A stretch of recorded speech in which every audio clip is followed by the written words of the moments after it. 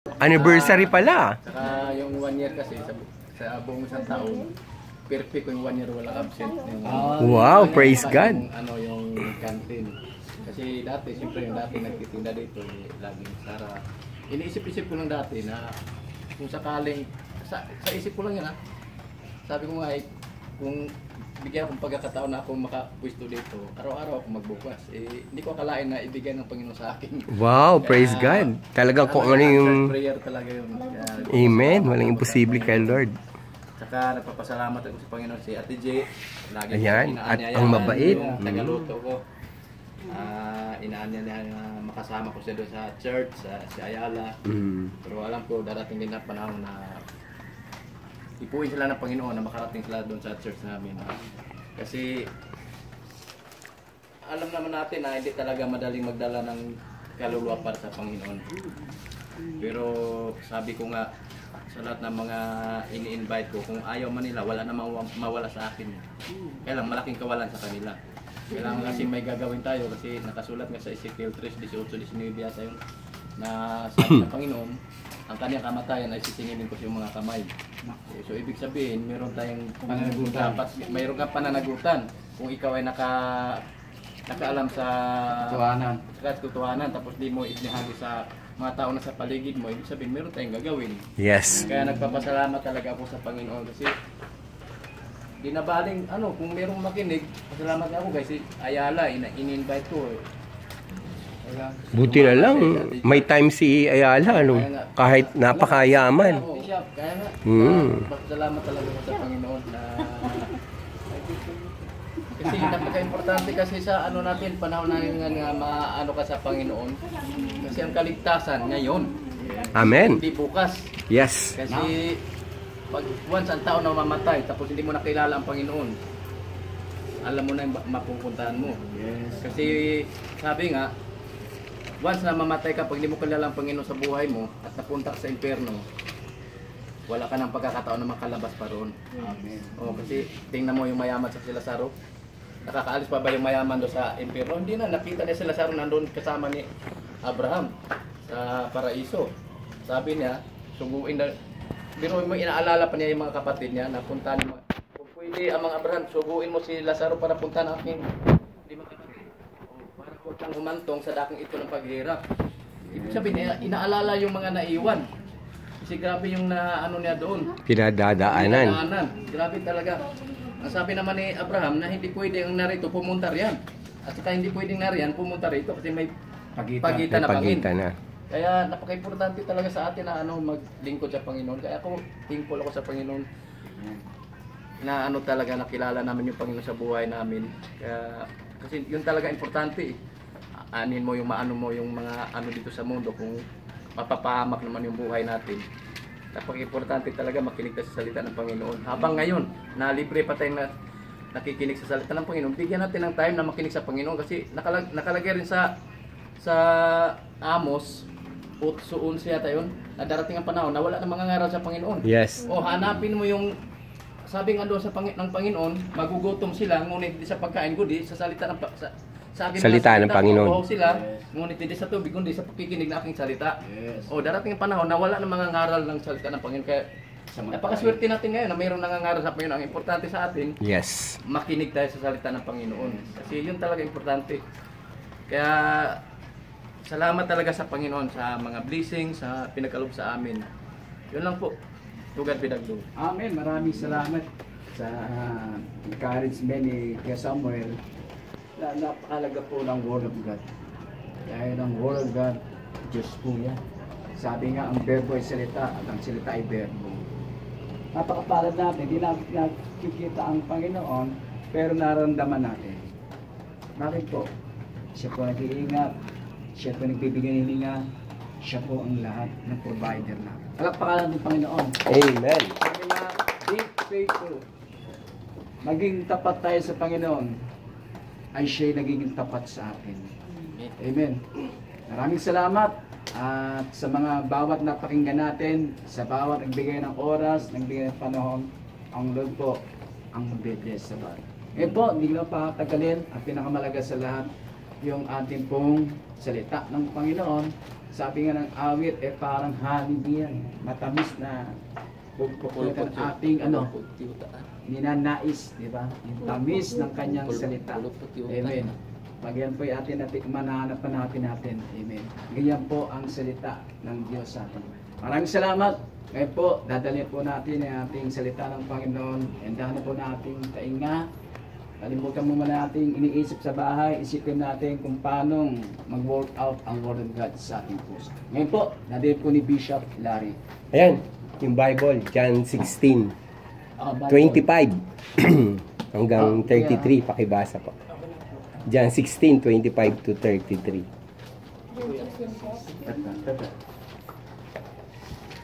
Yung topic natin po ay pinamagatan nating no one can steal your peace. Walang sino mang makakaagaw o makakanakaw ng iyong kapayapaan.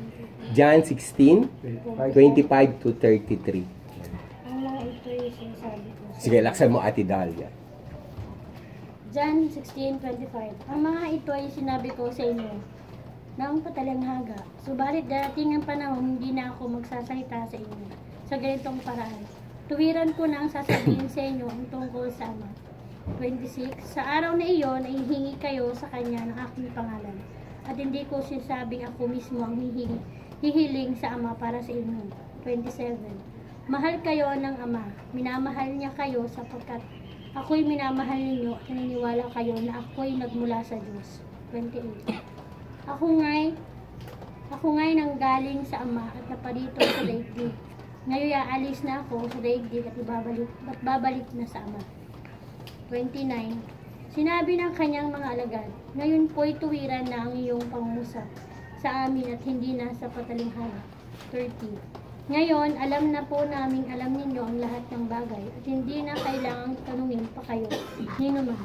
Dahil dito naniniwala po kami na kayo mula sa Diyos. Hanggang ano po? Hanggang 33. 31. Sumagot si Jesus, talaga bang naniniwala kayo? Darating ang oras at ngayon na nga ang magkawatak-watak kayo. Magkanya-kanya kayo ng lakad at iiwan ninyo ako. Gayon man, hindi ako tunay na nag-iisa sapagkat kasama ko ang Ama. 33. Sinabi ko ito sa inyo upang kayo magkaroon ng kapayapaan sa pakikipag-isa sa akin. Magdaranas kayo ng kapighatian sa mundong ito. Ngunit tibayan ninyo ang iyong loob. Napagtagumpayan ko na ang sanlibutan. Amen. Praise the Lord. Ang Diyos na magpala sa salitang nabasa. Siguro, nanunod po kayo ng mga update ngayon sa balita, no? Trending, no? Sunod-sunod yung mga lindol, hindi lang sa atin, sa iba't ibang bansa. Sunod-sunod yung kalamidad. Yung China po, di ba? Nung inulan, binaha, ang daming namatay. Ang pinakamatindi yung Libya, di ba? Sa Libya po ngayon, 20,000 pinaniniwala ang natabunan dahil sa malakas na pagbaha. At pag yung makikita niyo po yung mga malalaking bahay, pag dinadaanan, nagigiba po. So wala nang time para iligtas yung mga tao. Talagang ang dami, estimated po nila 20,000. Siguro nabalitaan niyo po yung nangyari dun sa Hawaii, sa Maui, di ba? Yung wildfire, no? Ang tindi po, no? Maski sa Spain nangyari po 'yan. At kamakailan lang po itong nakaraang linggo, ito po yung isla na tinitira namin, Tenerife, tapos Gran Canaria. Tapos may isa pang isla na malaki, no? Doon po tumama yung parang malaking bulalakaw galing sa sa kalawakan. Buti na lang hindi tumama sa isla, doon sa dagat. Kitang-kita mo parang sumabog na bomba. Yung malaking tipak ng bato galing sa kalawakan, no? Lahat po na nangyayaring yan, naka-prophecy na sa Matthew chapter 24 at iba pang mga gospel, lalo na po sa Book of Revelation. At yan po ay nangyayari na ngayon, sunod-sunod na kalamidad. Ang lindol po natin, hindi ho pahina ng pahina. Katotohanan po, ang lindol, palakas ng palakas ng palakas. At dito nga po sa Pilipinas, meron tayong kinatatakutan, yung the big one. Ang big one po ay aabot ng 8, no? Intensity 8 na mahati ang Metro Manila sa apat na sa apat na bahagi, no? At marami, estimate po nila, maraming pwedeng mamatay. No? Nasa atin po ang pangatlong pinakamahabang fault line sa buong mundo. No? Pangatlo po tayo, yung Pilipinas fault line. Mula po yun dun sa, may kanta tayong mula Batanes hanggang Hulo. Ganun po kahaba yung fault line na yon. Kaya nga tinawag na Philippine fault line. Kasi buong Pilipinas, sakop po ng fault line na yon. At huwag po nating kalilimutan, tayo po sa Pilipinas ay nasa paligid ng tinatawag na Ring of Fire at saka po ng Typhoon Highway, di ba? Highway po ng typhoon ang Pilipinas, no? Salamat po. Sabi mo sa katabi mo, mahal pa rin tayo ni Lord. Mahal pa rin tayo. Alam mo bakit? Kasi ang Lord naglagay ng mga kabundukan eh. Di ba? Sierra Madre, kung anong mga bundok dyan, di ba? Biskaya. Yan po, ginawa ng Lord kasi para protectionan tayo na kahit dumaan yung mga bagyo, may protection tayo. Last po, na nanggaling ako ng Isabela, signal number 3, ako nag-alala po yung mga kapatiran. Ngayon pong September, aani na ng palay at aani ng mais. So, takot na takot po sila. Pag dumapa kasi ang palay, ano po mangyayari? Masisira na, mabubulok na. But praise God, alam niyo po yung hangin, nasa taas lang, hindi bumaba yung malakas na hangin. Signal number 3 po sa Isabela. At talagang nag-rejoice yung mga kapatiran doon dahil wala pong nasalantang palay at mga bais. Naku, nadaanan po namin eh. So, ang dami pa po yung mga lugar, lalo na sa Africa, yung Saudi po, yung Middle East country na dati hindi binabaha. Ano pong nangyayari ngayon? Sa Oman, sa Qatar, makita nyo po, talagang binabaha. Wala po kasing drainage yun sila. Oo, di ba? Konektado po doon sa John 24 at saka yung John 16:33. Ano sabi sa John 16:33? In this world, you shall have tribulation, but be of good cheer, I have overcome the world. No? Sa mundong ito, marami daw kapighatian. Pero, laksan mo raw ang iyong loob. Sa ibang salim po, magalak ka. Kahit para tayo napipigati, pwede tayong magalak. No? At bakit daw po? Kasi napagtagumpayan ng Panginoon ang sanlibutan. So, ilang bagay lang po. Sino po sa inyong nakapanood ng viral na video ng pang-apat na pinakamayamang tao sa Pilipinas? May-ari ng San Miguel, okay? May-ari ng Skyway, si Ramon Ang. No? Si Ramon Ang po, may anak po yan eh. No? Marami siyang mga anak, mga lalaki karamihan po. Yung isang anak niya, asawa ng kaisa-isang anak ni Bayani Fernando. No, si Bayani Fernando po. At yung napangasawa niya si anak ni Bayani Fernando, boss po yun ng anak ng isa nating elder ni Ate Dali. Boss po niya yon. Talagang grabe po, talagang mayaman po. At kung mapapansin niyo po, punong-puno ng pink na bakal ang North EDSA hanggang Trinoma, hanggang doon papunta sa subway. Bakit po? Anong tawag diyan na kinontrata ni Bayani? Ang tawag diyan Grand Terminal. Bakit po? Pagdudugtungin po yung LRT1, MRT3, MRT7, manggagaling po kala Pastor Rico yun. At yung subway. Kaya tinawag na Grand Terminal yan. So, mula po yan dyan sa may yung hospital dyan? Biluna ba yan? Yung may gold sa labas. No? Kung mapapasin yung may gold. Na andyan yung subway. No? Mapalad kami dun sa C5, sa Mindanao Avenue. Kasi malapit yung yung isang terminal along kanto ng Quirino at ng Mindanao, no? Meron pong terminal kami doon. Yung dating HBC, no? Metrobank. Oh, yun. So, binubutas na sa ilalim yun, no? So, makikita natin yung development sa Pilipinas. So, si Mr. Ang po, napakayaman. Pero, hindi niya in-spoil yung kanyang mga anak. Ano sabi doon sa video? Yung mga bata pa, hindi niya pinababaunan ng pera. No? Bakit kaya? Kasi maano po sa luho. Ayaw niyang lumaki sa luho yung mga anak niya. No? Gusto niya maging marespeto sa tao. Lahat po, pinagtrabaho niya. Dati po, hindi pa CEO si Mr. Ang sa San Miguel Corporation. Si Kuwangko pa ang CEO dyan.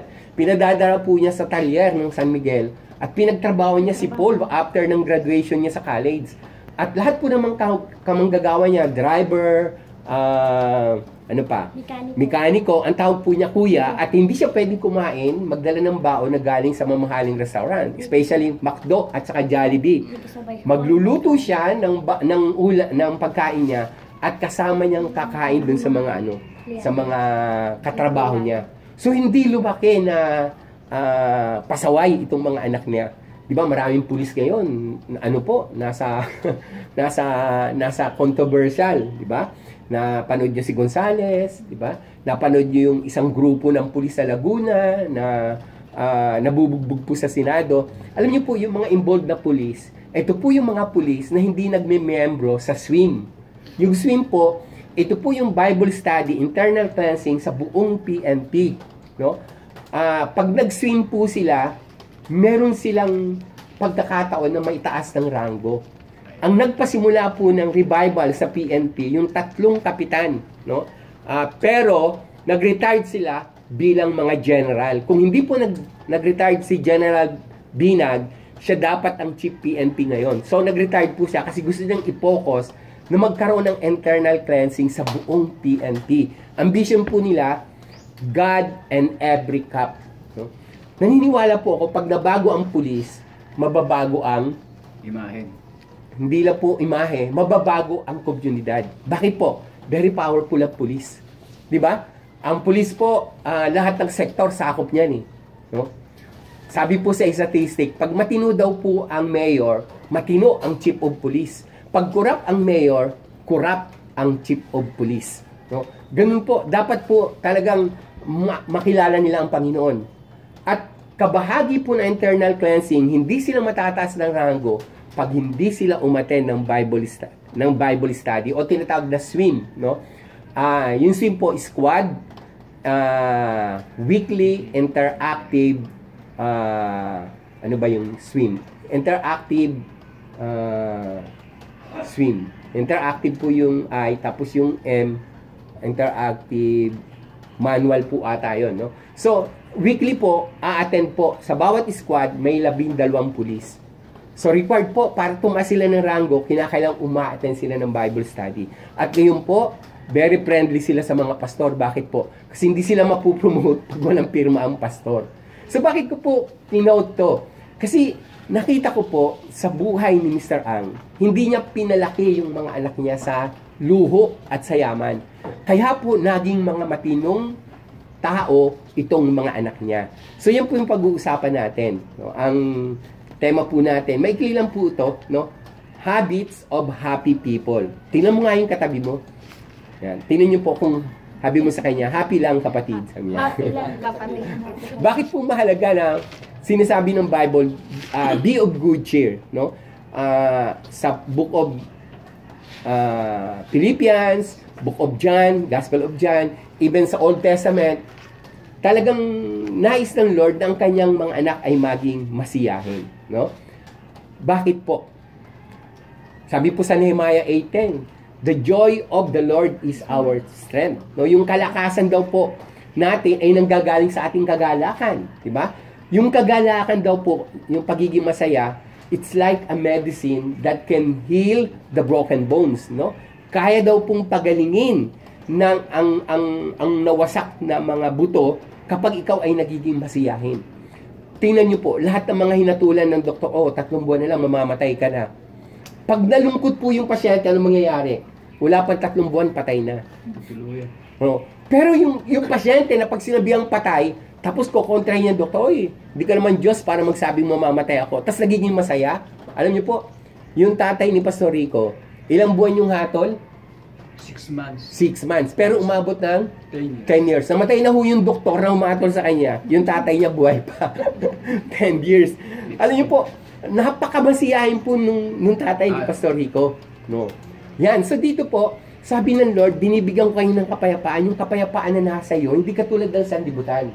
Kasi ang sanlibutan, mabilis malungkot. Bakit po? Pag walang pera. Di ba? Ano pa yung nagdudulot sa atin ng kalungkutan at mga alalahanin?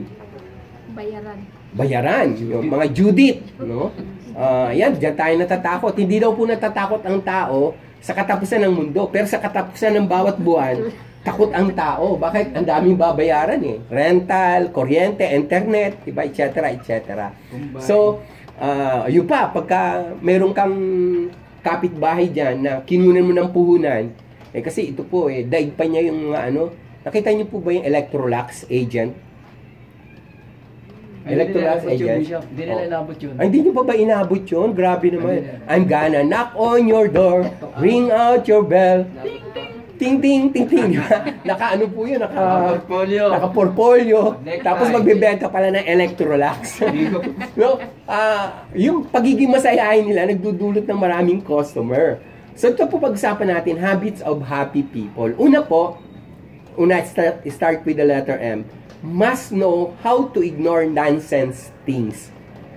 Para po tayong maging masiyahing tao, dapat alam mo kung paano babaliwalain yung walang kwentang bagay. You must, letter M po, must know how to ignore nonsense things. Nung in-interview po ang isang pastor, sabi niya, para daw po maging masayahin ng buhay, wag mong pansinin yung pera. Kasi madalas po yung pera magpapalungkot talaga sa tao eh. Pag walang pera, malungkot. Kita mo agad eh, di ba? Piga yung mukha, no? Pero, yung taong masiyahin, hindi mo alam, hindi mo halata na walang pera. Bakit? Hindi mo halata kasi masaya eh, di ba? Hindi mo halata na walang pera. At sumusunod po ang himala kapag ikaw ay masaya. Di ba? Parang magnet po ito na mag-aakit sa'yo ng attraction para yung blessing ng Lord ay dumaloy sa'yo. No? Sabi po ng John 1:16, out of the abundance of God's grace, He sent His blessing one after another. Dahil daw po sa biyaya ng Diyos, sinusugod daw niya yung biyaya, yung pagpapala. Ano raw? Sunod-sunod. One after another. Diba? Sabi ni Kuya Sam, hindi niya akalain, 1 taon na pala. Dati iniisip lang niya to. Pero ngayon, sa kanya na. Sa kanya na. Sabi niya, pag siya humawak ng kantin, walang absent, hindi magsasara ang kantin. Salamat po sa inyo, nanay. Dahil kayo ang dahilan. Kung wala kayong lulutuin, walang ititinda sa kantin. May bangko ka. Tulong-tulong. Ayun. So number 1 po, must know how to ignore nonsense things. Ano ibig sabihin ng nonsense? Walang kwentang bagay. Dapat i-ignore po natin yun. Di ba? Satan came as a thief bilang magnanakaw. Anong purpose niya? Nakawan tayo, sirain tayo, patayin tayo, magbigay ng kalungkutan. Yan ang plano ni Satan. Pero sabi po ng John 10:10 sa ikalawang sentence, but Jesus Christ came to give us life and to have it more abundantly. Una po, must know how to ignore nonsense things. Sabi mo sa katabi mo, huwag mong pansinin yung mga walang kwentang bagay. Huwag mong pansinin. Yan. Pangalawa po, start with the letter A. Appreciate things and talk less. Ulitin ko po. Appreciate things and talk less. Ano ang pinakamalaking kasalanan ng mga Israelita? Bakit po pinatay sila ng Diyos sa wilderness? Puro reklamo. Puro reklamo, salita ng salita, murmuring. Sabi po, murmuring and very negative, no? Mabuti pa sa Egypt, may kamatis, may papaya, may pipino, may karne. Dito sa wilderness, wala, puro mana. Nasusuka na kami sa mana. Yung mana po parang parang baked na cake galing sa langit, no? So, ano yung kasalanan po ng mga Egyptian? Ng mga Israelite nung lumabas sila sa Egypt? Puro reklamo. Sabi mo sa katabi mo, huwag ka nagre-reklamo sa asawa mo. Ito lang sweldo mo. Nagre-reklamo na, di ba? Masaya ang kabuti nga, may sweldo pa eh, di ba? May natira pa. May natira pa. Yung ibang tao nga, walang sweldo, masaya pa eh. Di ba? Alam niyo po, gusto kong mag-interview sa aking programa. Doon sa mga yung nakikita ko pong yung mga street dwellers, ang saya nila. Walang bahay, nakaiga lang sa mga ilalim ng bridge, sa karton, pero saya nila. Maraming pera yung pastor. Ha? Mas maraming pera. Mas maraming pera, no? Hindi nila problema pera kasi dumadaloy eh, di ba? Biyaya. Meron mo yun, meron pera. Alam niyo po, Mas marami pang pera kaysa- yung mga badyaw daw, saka yung mga yung mga igorot, no? mas mayaman pa raw sa atin yan pagbalik yan sa sa bundok. Kasi nakikita ko po pag nagpapapalit sa Mercury Drug yung mga igorot. Yes, Ay, grabe, yes. ma-amaze ka. Tigli 5 piso, 20 pesos, may 100. Ang daming pinapapalit, oh. Sabi ko, wow, ang laki pala ng kinikita nila. Mas lalo na ngayon, bare months na. Alam niyo po ba, ang dami nating pinakain ng lugaw diyan po sa dito sa mga community na meron pong nakikita naming mga badyaw, mga ganyan. Alam niyo bakit? Pag December daw talaga, pag bare months, lumuluwas sila para mamasko. Oh. Yun, kaya pinapayagan naman daw po sila na lumuwas. Dito lang pala mamamasko, no? So, number 2 po, appreciate things and talk less, no? Sabi mo sa katabi mo, huwag ka na nagre-reklamo. Kasi nakakasira po ng buhay yung reklamo ng reklamo, di ba? Appreciate things. Di ba? Naalala niyo yung 10 kitongeng na pinagaling ng Panginoon? Ilan ang bumalik? Sabi po, ilan ang bumalik? Isa lang. Di ba? Isa lang. Anong sabi ni Lord? Di ba 10 yung pinagaling ko? Bakit isa lang yung bumalik at nagpasalamat? Di ba? Marami pong tao hindi marunong magpasalamat. They never learn to appreciate things. Yung gumising ka sa umaga, na may hininga ka, appreciate things. Diba? Hindi ka nakatulog kagabi, pasalamat ka. Di baling walang tulog, mahirap pong walang gising. Diba, ang daming natulog, hindi na nagising. Ang dami kong kilalang mga ganyan eh. Makakaidaran ko pa, di ba? Nitong pandemya, ang dami pong mga kasabayan kong pastor, wala na po, no? 6 feet below the ground na po, Bishop no? Villanueva. O yung ating pong founder, si Bishop Boots Villanueva, no? Na COVID, namatay. Yung mga kilala kong mga pastor diyan sa Manila, ang dami pong na COVID, namatay, no? Salamat po dahil hanggang ngayon buhay tayo. Amen. Amen? Pangalawa po, appreciate things and talk less. Dapat marunong tayong mag-appreciate. Sabi po ng mga psychologists, no? The greatest need of an individual is the need to be appreciated. Yan po yung dakilan natin. Kaya i-appreciate mo yung asawa mo kahit ang dinadalang sweldo po, 500. Diba? O kaya, Ako nang winibidro ko eh. 5,000 naman, Bishop. malaki yung sweldo ni di ba? 5,000 naman. Napakasipag niyan, no? Mapalad to na nagkaroon ng partner na masipag, no? Libo-libo ang nawi-withdraw niya sa ATM. Okay, pangatlo po, no? Letter N. Never afraid to learn new skills. Ulitin ko po. Never afraid to learn new skill. Sabi ni Christ, babalik na ako sa Ama, pero higit pa na makakagawa kayo ng mga dakilang bagay, higit pa sa ginawa ko. Alam niyo po, maraming taong naghihirap lang yung bakit? Kasi hindi ko natuto sa buhay. Ang ipanganak ang mahirap, sabi ni Ramon Magsaysay Jr., hindi mo kasalanan. Pero ang mamatay kang mahirap, ano sabi ni Ramon Magsaysay Jr.? Isa mo ng malaking kasalanan. Bakit po? God has given us the ability to get wealth. Deuteronomy 8:18. Diba? Ang ganda ng panalangin. Sa isip lang Sa isip lang ni Kuya Sam. Pag ako ang namahalan nito, hindi ko to aabsinan. Diba? Alam niyo po, maraming mga Pilipino po ang mindset magtrabaho at magpailalim sa isang kumpanya.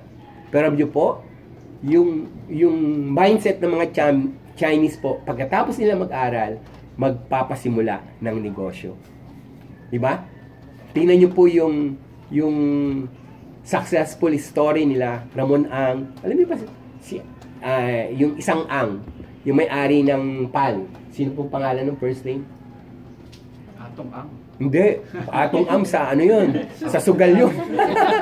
Although kapatid ni Ramon Ang yun Kapatid yun eh. No. Si Mr. Ang yung sinabihan ni Duterte na may utang na bilyon. Pag hindi ka nagbayad, yari ka. Bayad agad si Ang, di ba? Ang bautan. Si Tan pala. Si Tan, sorry po. Si Tan, di ba? Pinagbayad, no? Nagbayad. Alam niyo po ba, dati siya sa pier po, taga-Tigtig Kalawang, diyan po nagsimula. Henry C. Senior, anong trabaho? nagbibenta po, no, ng sapatos. No? Nagsimula siya ng Shine Boy, tapos nagbenta ng sapatos, naghulug-hulugan. Tapos lahat po yan, sila Ramon ang, lahat po ng yumaman, nagsimula po sa mahirap. Sino po yung pinakamayamang senador? Di ba si Villar? Di ba? Ano, dati po na taga-Tondo lang, di ba? Nagtitinda ng isda, no? Huwag na tayo lumayo sa ating pambansang kamao, di ba? Ginamit na puhunan ang kamay para maging bilyonaryo.